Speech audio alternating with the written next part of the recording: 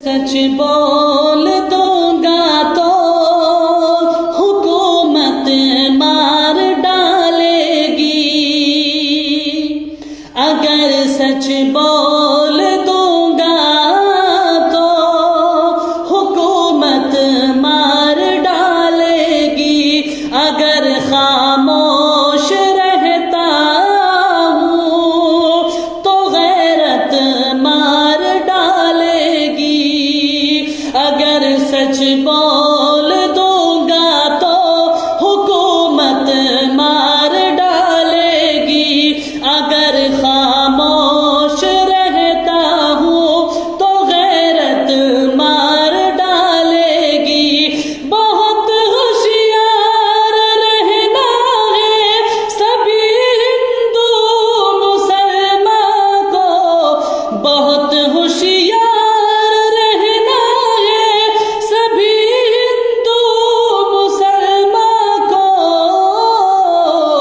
लड़ा